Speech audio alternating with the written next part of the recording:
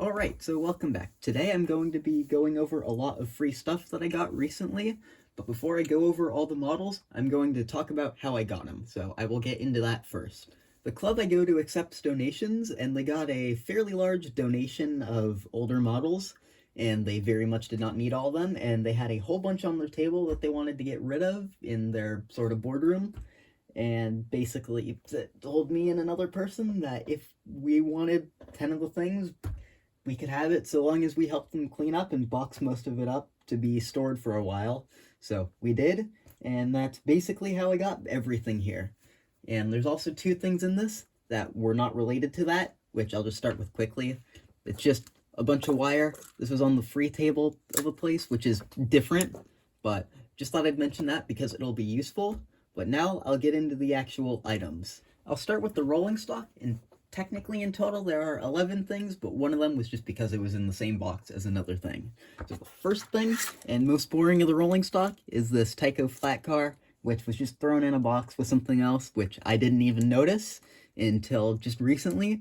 So I've got this. It needs a good cleanup, but I don't know, I'll do something with it. And then the second piece of rolling stock is this AHM crane. The cable needs some work on it. Again, don't know if I'll keep it, just thought it was kind of a cool thing, and can be a little bit of a project for the future. The next two pieces of rolling stock are both very weird and unusual cabooses, which is why I wanted them. This is the first one. I believe this is mostly made out of wood, but this is a caboose which is very similar to one near me in a place called Canary Row. They have one of these Western Pacific cabooses, which is what this is, just lettered to something else, that's been there for ages. These were wood cabooses, and they were rebuilt from, I believe, 40-foot wood boxcars, and they are quite odd. This one needs some work, mostly with the base, quite honestly. I'm gonna leave the rest of this thing alone. I just want to touch up this base, get different trucks and couplers on here, and just make it better overall. So yeah, eventually this will be a project. I don't actually know if I really want to modify much of this, because it actually doesn't look all that terrible, just looking at it, but it kind of annoys me. So I don't know, I might do something with that in the future, but it's a cool, unique thing, and yeah, I just wanted that. The next one is really weird, and I have no practical purpose for it, but it's just kind of funny. This is a stupid long caboose, which is two AHM cabooses stuck together with some bits of metal, some glue, and a whole bunch of paint, which are supposed to look like Rio Grande cabooses, I believe. I've never heard of the Kansas and Colorado or the Cattlemen's Business Association car. It's quite unusual. I was considering repainting it, but I think I'm going to leave the thing just because it's a fun, random piece to have that I've never seen anything like before. Now, the next 7 models are all locomotives, which I will all test later, and I will get into them, starting with the smallest one and going up to the biggest one. So this is an AHM trolley. I actually sort of have one of these. I just have the chassis to one that I heavily modified to fit a Tyco trolley, but I've always thought these were quite odd. This one actually still has a working pole, which is kind of cool. Most of these had a second car to go with them, but I do not have that second car, so I just have another single trolley. I quite like trolleys, so not complaining. It probably needs a little bit of work, but we'll see, because if it does need work, it'll be a fun thing to work on and get a restoration video out of. The next one is this, which is an AHM 040. I suspect this model is actually new because it still has all the handrails. These wheels look completely clean. It's missing a screw, but the rest of them look like they've never been touched before. And it came in the original box, which I got rid of because it was quite rough and a mess. So yeah, this one's kind of interesting. I have a bunch of these, but yeah, I want to do something with it. It probably won't stick around forever, but it's kind of an interesting thing, and I like having these little 4-wheel switchers. This next model is something that a lot of model railroaders consider the worst model to ever be made, which is a lifelike tea kettle. And I already know this thing has some major issues. It's got both cracked gears for the axles, which I'm going to try and repair by just gluing back onto the axle. I don't know how well it'll work. I don't even know if I'll make a video out of this thing. And yeah, I don't know if I'll succeed on this, but I just kind of want to try the challenge of fixing one of these stupid things. So, it'll be fun if I can fix it. If not, oh well, they're terrible models anyway. And now I'll go on to the next thing, and I think all but one of the rest of these is a diesel. Now, this next one is in quite rough shape, but for me, I think that will be okay. This is an AHM RS3. It's quite a heavy model. This one is indeed powered.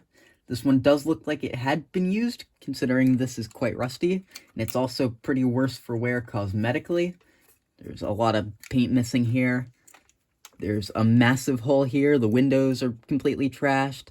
The roof's damaged. And over on this side, there's quite a bit of shell damage. However, these handrails are fine. And I do have another one of these, or just another shell of these, that was from a dummy, which is Santa Fe, but it doesn't have good handrails. So I'm considering swapping the handrails from this thing over to that, which is easy on these because you can just pop them out of the bottom of the shell, basically. So, yeah, that's probably what will be the fate for the shell of this thing, and it'll probably be a future restoration video as well, which I need to make more of those. And now I'll go on to the next engine. Next up is a type of engine that I've wanted to get for quite some time, but I've just never been able to get one for one reason or another, and it is an AHM BL2 locomotive. This one's a Missouri Pacific engine, and I don't have any Missouri Pacific rolling stock yet, surprisingly. And again, I'm thinking that, like the 040, this thing's brand new. The wheels are perfect, there's no rust, no anything. All the handrails are still on the thing. It came in the original box, which, again, I'm getting rid of because it was quite trashed. And yeah, so it'll be an interesting thing. If it doesn't work, it'll be a really weird thing to work on, because I've heard these have different drive systems than the AHM models I'm used to working on. So it'll be a fun thing for me to eventually work on. So I think this is the last of the AHM models in this lot. I think the next thing might count as an AHM, but I'm not sure, and I'll just get into that now. Now, the next one is something I think is quite cool, and I do actually know that this one indeed works. And this is a Rivarossi. It's some sort of E-unit. I'm not great with E-units, so hopefully someone can tell me what it is. But it's from Burlington Northern.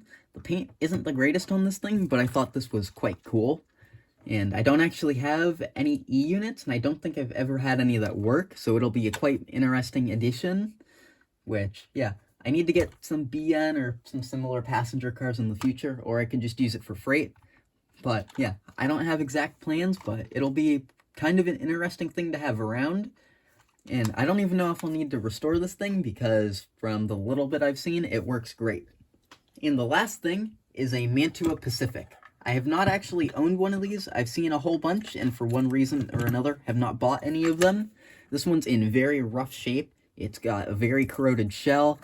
Some of these axles down here are rusted. It'll be a major project, and that's why I specifically wanted it. The screw to hold the cabin is also missing.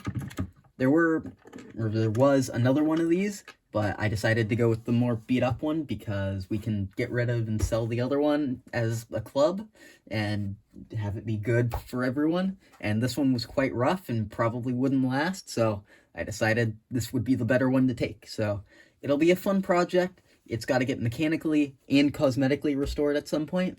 And with the airbrush I got recently, this could be a great test project for that.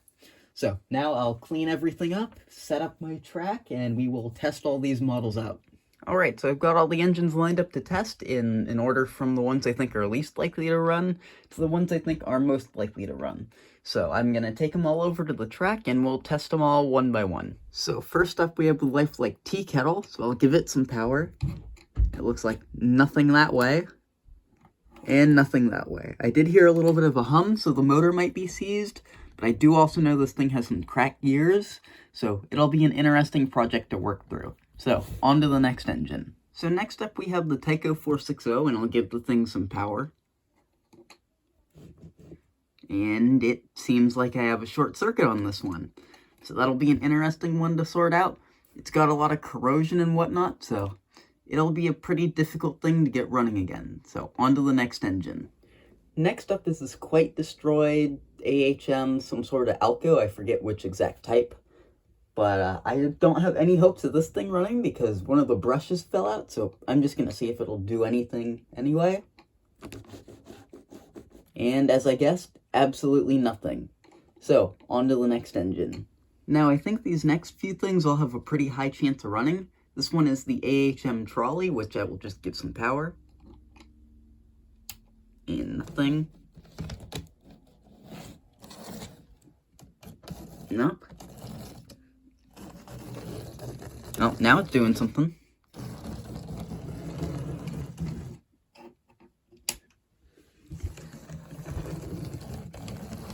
So yeah, this one is indeed running. It does seem like it'll need at least a wheel cleaning and probably some more work. So, on to the next engine. So next up we have the little AHM 040 diesel. I think this thing will probably run. These tend to be pretty indestructible, but let's find out. Giving it some power. Nothing.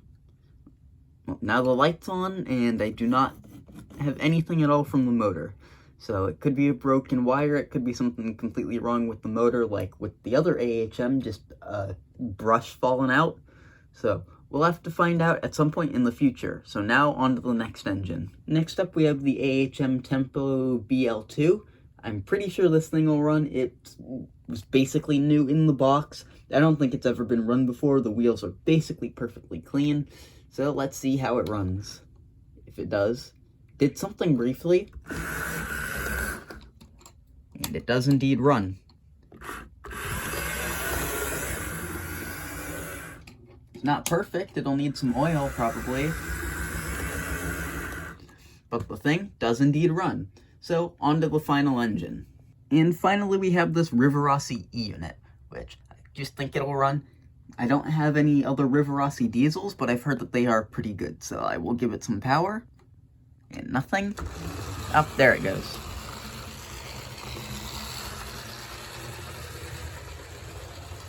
I noticed the wheels on this thing are kind of dirty. However, it does seem to run decently, and again, I'll probably work on it in a future video. So, thanks for watching, and I hope you enjoyed the video.